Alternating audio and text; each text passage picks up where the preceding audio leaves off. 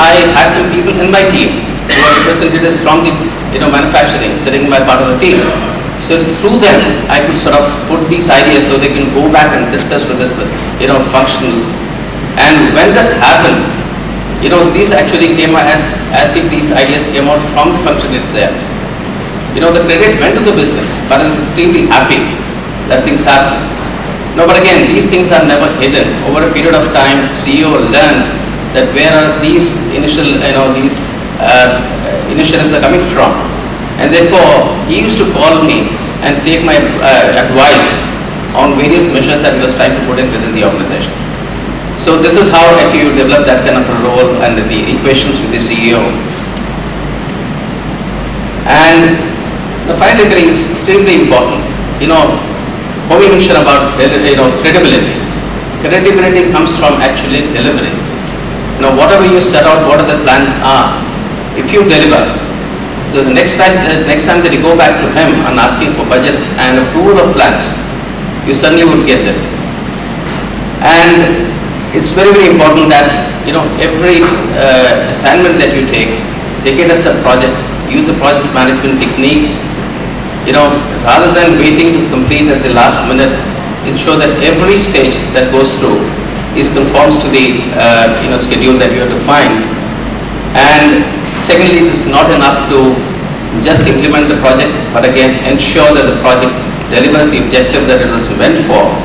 And therefore, you have to provide this post-implementation support.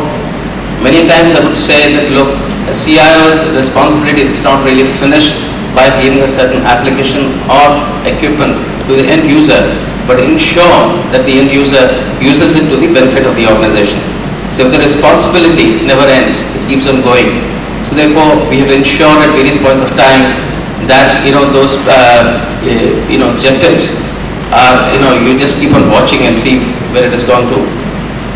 And therefore, doing all this kind of thing, what I mean saying so is when you develop that kind of a vision, work along with the business to deliver results, you develop that kind of an equation in the boardroom. And I was mentioning about various organizations that I've been with. I moved to this current organization about 2 years ago with a new role in strategic planning, this corporate development. Now this is a very different kind of an organization. It's a consumer goods organization. And the way the business runs is very, very different. Now we speak a lot about the consumer research. There is a lot of market research that is done. Then you start talking about brand management in terms of the brand value, brand salience and so on and so forth. These are new terms. Now it took me almost about 2 years to understand all this in order to be effective. So understanding business is a little difficult, not too easy, but we have to perform that role to be effective. So these are some of the thoughts I leave it here. Thank you. Can I have a resounding voice back? Yeah. Okay, at least next 5 minutes I'll make sure that I finish this, and in the meantime you can all be awake for that 5 minutes, and after that we can all go and have a siesta together. Okay, so I was in China, as he talked about, that we acquired these 2 companies which made us the number 3 in terms of tractor in China.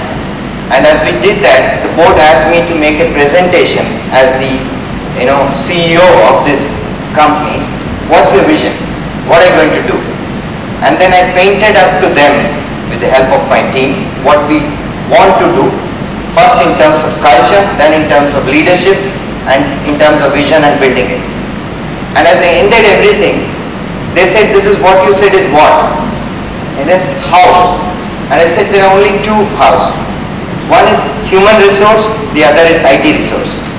And that sums up how IT is expectations of IT is from a CEO's perspective, to my mind.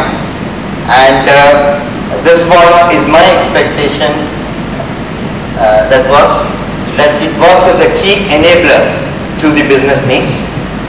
I was talking to one of the guys and he was asking me, how should IT be? And I went back to a little bit time when Zoroastrians and Parsis had come to Mumbai, and at that point of time they landed up, and they were asked that how you're going to come and make trouble for all the inhabitants here.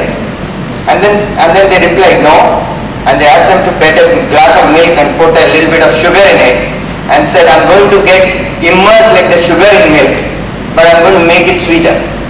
And that's in a sense what IT has got to do for the business. And therefore it is not separate, it is quite integrated and use sweetness, and in our jargon, productivity and speed.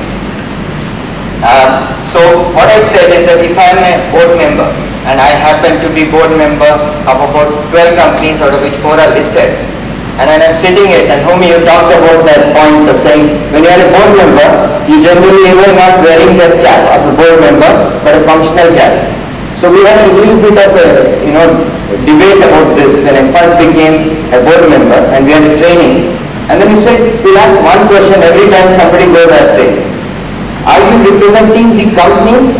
And the question to ask is, what is the most beneficial thing to the company?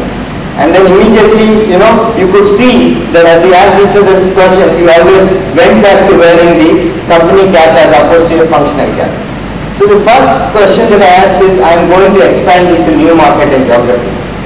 Culture is an important, and diversity are important issues. How do you help me manage that?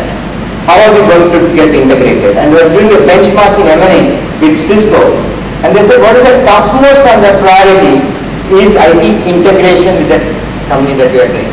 Whether it is acquisition or organic, still that's the most important aspect when you're building up on that.